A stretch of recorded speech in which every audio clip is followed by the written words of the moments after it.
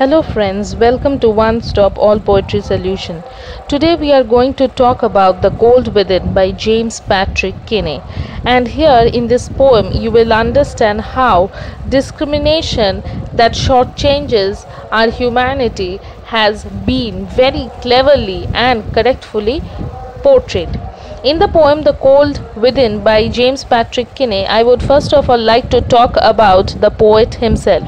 He was an Irish American poet, and in this poem, which was written in the 1960s during the African American civil rights movement, he was outraged by the discriminatory attitude that was meted out to the human beings and which triggered in him some serious soul searching.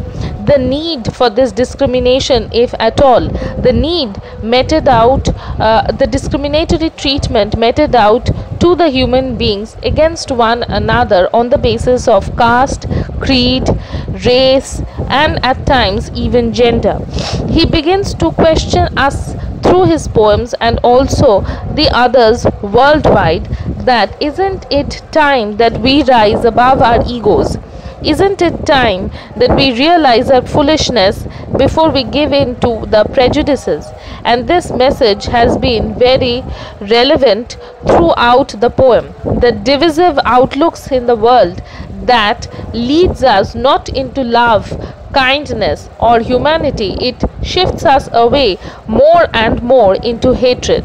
It is a gentle reminder that we should be open to the egalitarian worldview where everyone is considered equal in case of their class and in case of their society. There are few visual imageries that greets us throughout the poem. First is the environment, which you will see in line number 2 and line number 5. The environment is dark and bitter cold as expressed in the first stanza itself in line number 2, and next in line number 5 in the first stanza we are introduced to the dying fire in the beginning.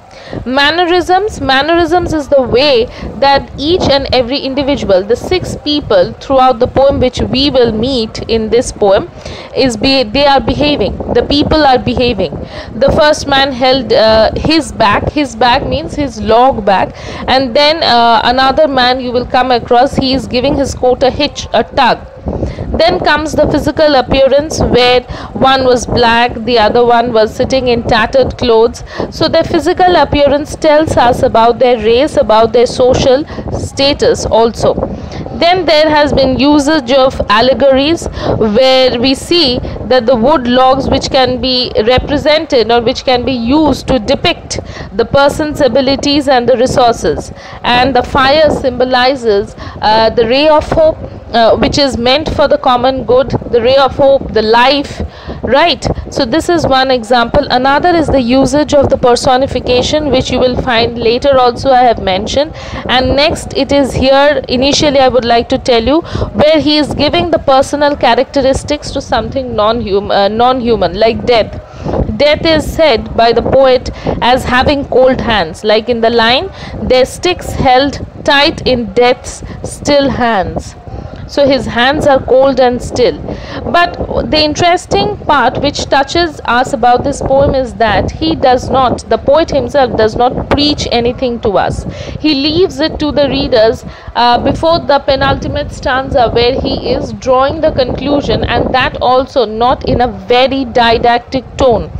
Right, so that is what touches us, and you will understand how we are slowly losing our humanity, where we are distancing ourselves from people just to satisfy our selfishness, just to satisfy our egos.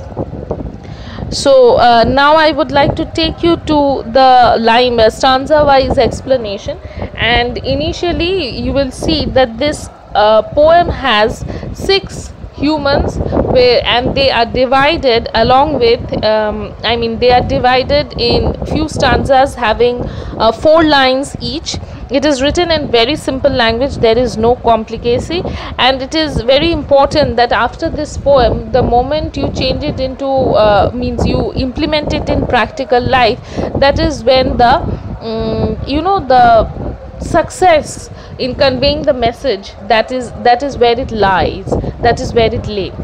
Okay, and the important message is that is it is relevant, as I told you already, that we should rise above our egos and the prejudices. And the first human being, the first man, he is behaving in a racist manner. The next man, he is discriminating because the person next to him does not belong to his religion. Then we are introduced to the third man, who is in tattered clothes. Not means it is very clear from his clothing that he is not very well off. Next comes the rich man. So you see, the stanzas are placed in such a way that the contrasts are very clearly evident. You can compare and contrast one against the other. And remember, just now I told you that in the second stanza there is a man who is facing the racism. So he himself becomes the abuser as the fifth person. And then next we are introduced to the last man who hits the nail on the coffin, final nail on the coffin, before they finally die. Though it is not clearly or literally mentioned, but we can understand that in that bitter cold conditions, if they are not sacrificing their individual pieces of log to keep the fire alive, then what fate they are going to meet. And metaphorically, this fire also signifies the hope, the humanity which is dying along with them.